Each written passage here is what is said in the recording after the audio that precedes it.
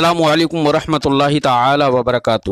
مرکز اہل سنت جامعہ رضویہ منظر اسلام کے یوٹیوب چینل ہم سبق درس نظامی میں آپ کا خیر مقدم ہے۔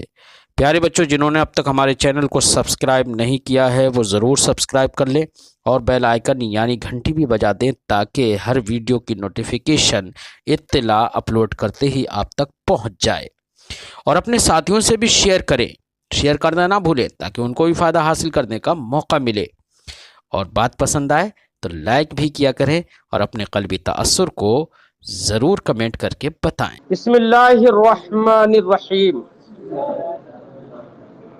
باب ما جاء فی ایجاب القضاء علیہ، یہ باب ہے ان روایتوں سے متعلق جو اس شخص کے سلسلے میں آئی ہیں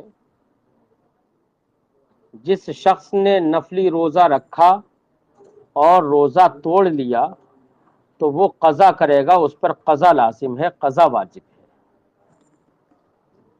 گفتگو تو اس سے پہلے بھی اس پر ہو چکی ہے، مذاہب ائمہ ہم اس سے پہلے بتا چکے ہیں۔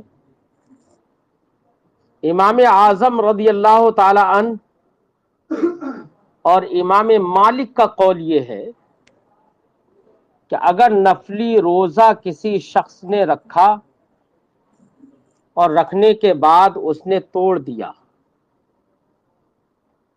تو اسے اس کی قضا کرنا ہے، اگرچہ کفارہ لازم نہیں ہوگا لیکن قضا اس پر واجب ہوگی۔ دلیل کے طور پر ہم نے وَلَا تُبْطِلُوا أَعْمَالَكُمْ کو بھی کل پیش کیا تھا، اور ایک حدیث بھی ذکر کی تھی ہم نے، اور ایک حدیث امام ترمذی یہاں پر خود بھی ذکر کر رہے ہیں، جبکہ امام شافعی اور کچھ ائمہ کا قول یہ ہے کہ نفلی روزہ اگر رکھا اور رکھنے کے بعد توڑ دیا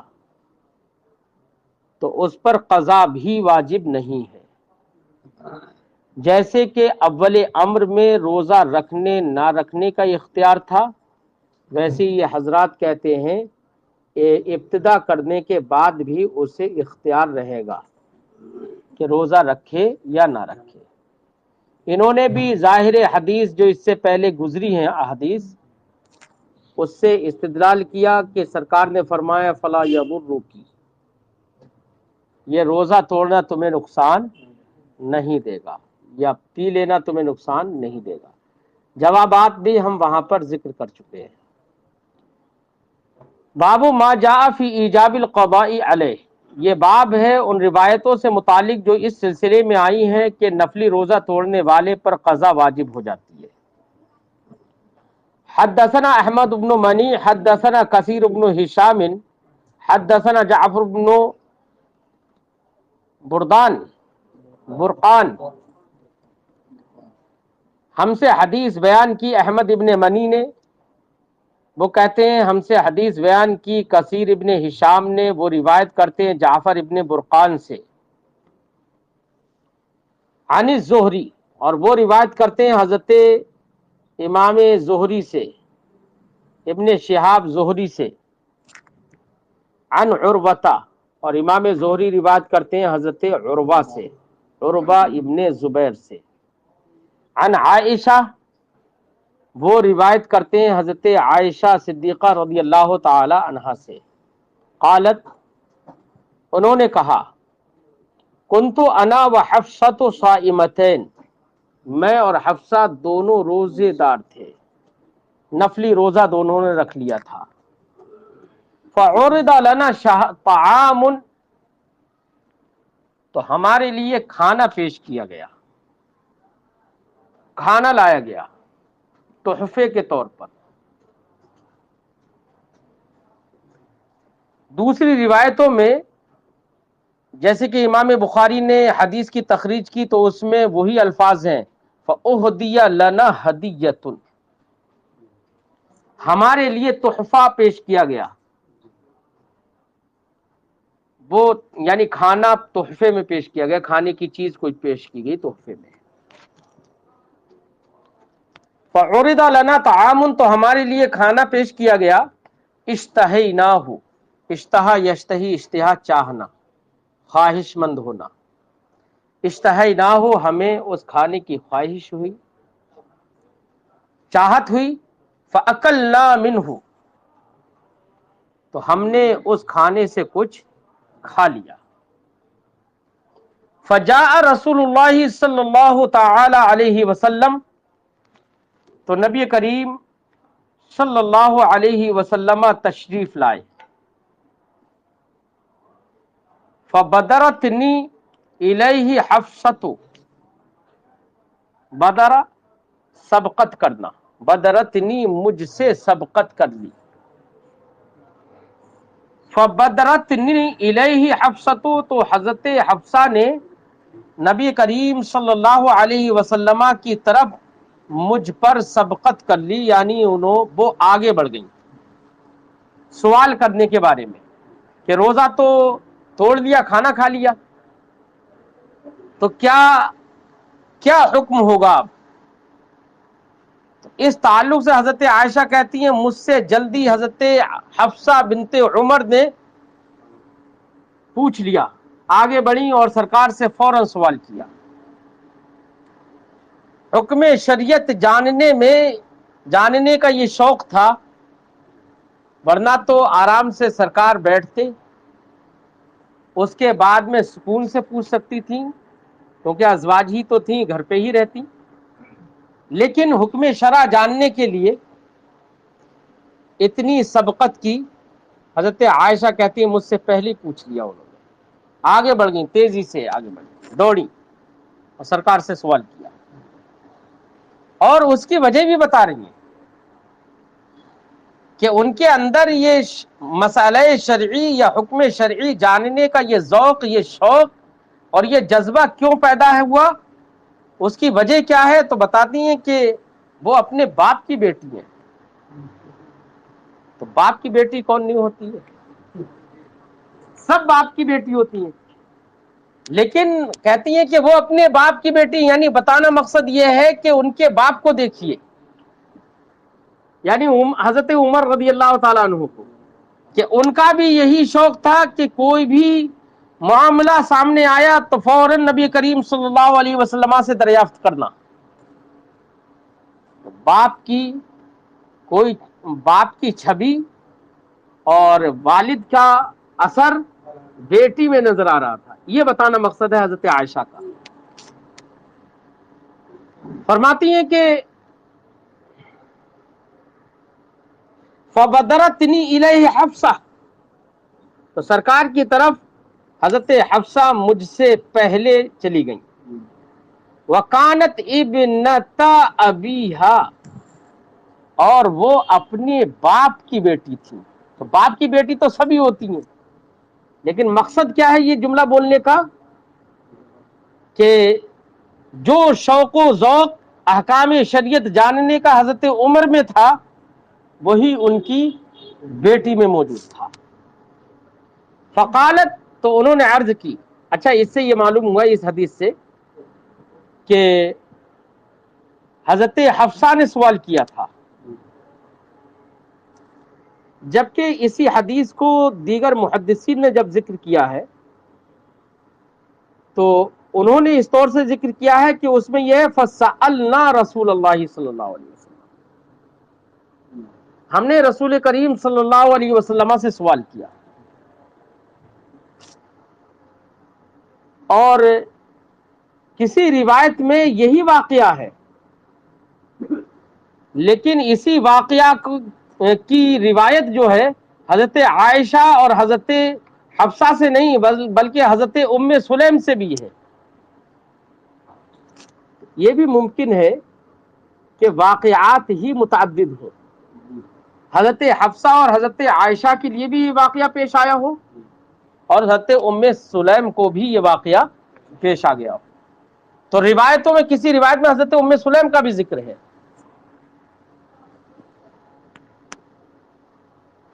فرماتی ہیں کہ فقالت یا رسول اللہ، آگے بڑی تیزی سے اور عرض کی یا رسول اللہ انا کننا صائمتین، ہم دونوں روزے سے تھے، روزے دار تھے، نفلی روزہ رکھ رہے تھے. فعرض لنا طعام، تو ہمارے لیے کھانا پیش کیا گیا. اشتہیناہ، ہمیں اس کھانے کی چاہت ہوئی. فاکلنا منہ، تو اس سے ہم نے کچھ کھا لیا.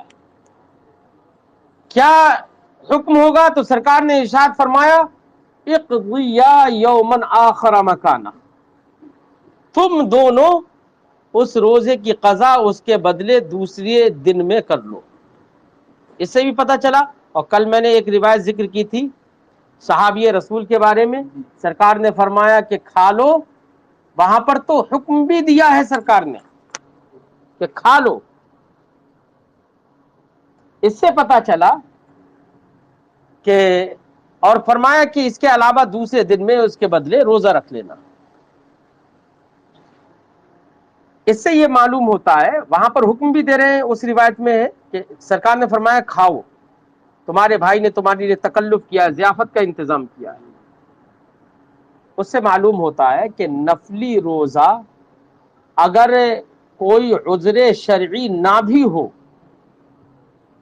اگر ایسی احساس ہو رہا ہے آدمی کو، تب بھی روزہ اگر توڑ لیا تو اس کے لیے یہ جائز تو ہے، لیکن احناف کے نزدیک اس پر قضا لازم ہے.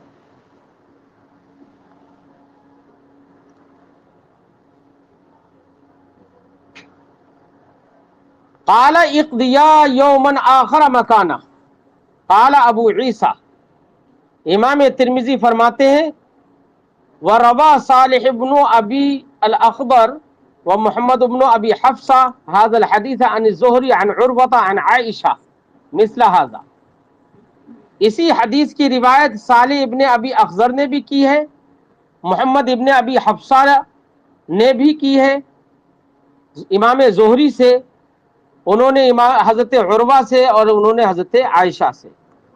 یعنی بتانا مقصد یہ ہے کہ امام زہری سے روایت کرنے والے لوگ متعدد ہیں اس حدیث کی.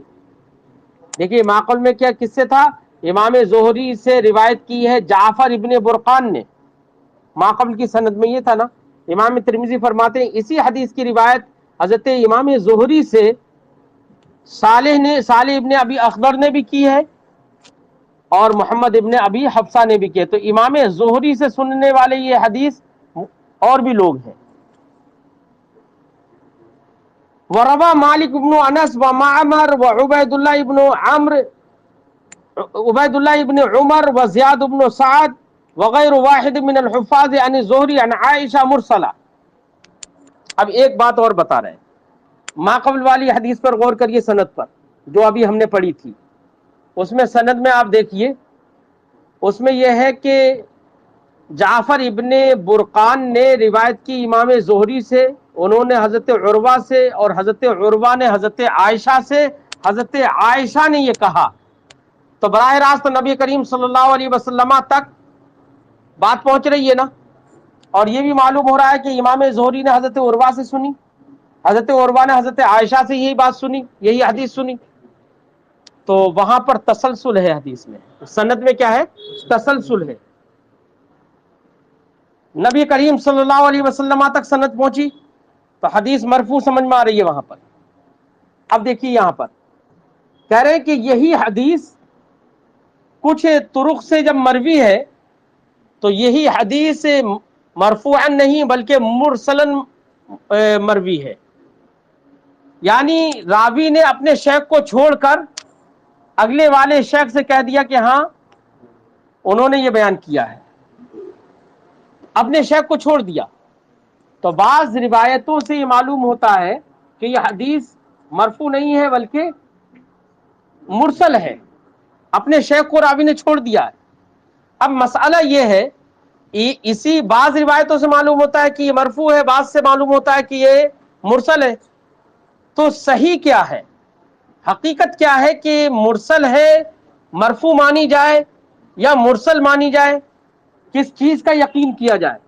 تو امام ترمذی یہاں پر ایک قول فیصل ذکر کرتے ہیں، فرماتے ہیں کہ اس حدیث کو مرسل ماننا ہی زیادہ صحیح ہے. اور اس کی وجہ کیا ہے؟ اس کی وجہ یہ ہے، وہ کہتے ہیں کہ भाई मरफू तो तब होती कि कोई शेख बीच में से नहीं छूटता, अगर छोड़ दिया है तो बराए तो छोड़ने की सूरत में कम से कम जिन्होंने छोड़ा उनसे पूछा जाए कि इन शेख को आपने छोड़ा है तो क्या इनसे आपने हदीस सुनी नहीं है, अगर सुनी है तो वो इरसाल भी मरफू के ही हुक्म में हो जाएगा।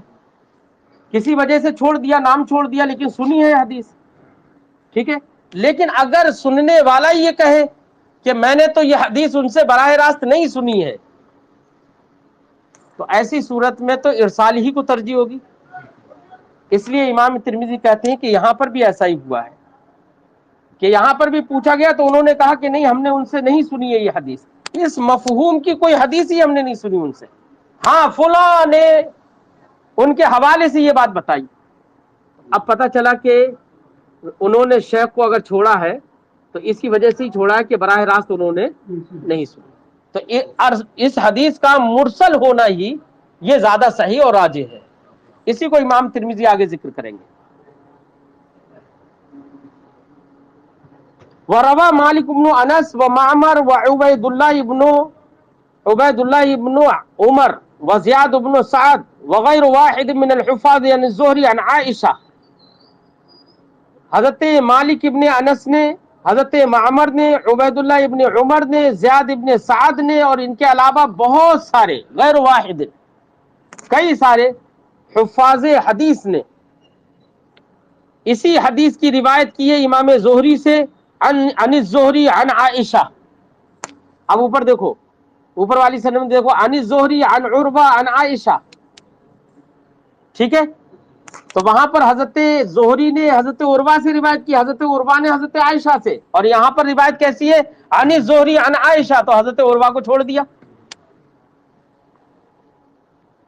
फरमाते हैं कि इस तरीके से रिवायत मुरसलन, इस हदीस की रिवायत ये मुरसलन भी है।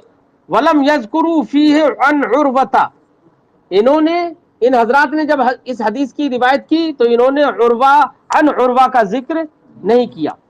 इमाम तिरमिज़ी फरमाते हैं और ये जिक्र ना करना ही हाजा असह, इसको मुरसल करार देना ही ज्यादा सही है। क्यों? लिअन्नहु रुविया अन इब्न जुरैज काला सअलतु ज़ुहरिया, क्योंकि हजरत इब्न जुरैज से एक रिवायत है, उन्होंने कहा मैंने हजरत इमाम ज़ुहरी से पूछा, फ़कुल तो मैंने कहा अहद्दसका अन उर्वता अन आयशा, अन उर्वता अन आयशा, मैं आपसे हदीस बयान करूं अन उर्वा अन आयशा,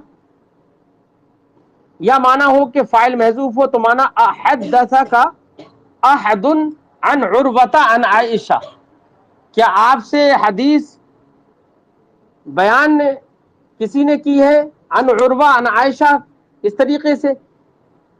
काला लम अस्मा मिन उर्वा, और एक सूरत यह है कि मुमकिन है कि ये हमजा ना हो,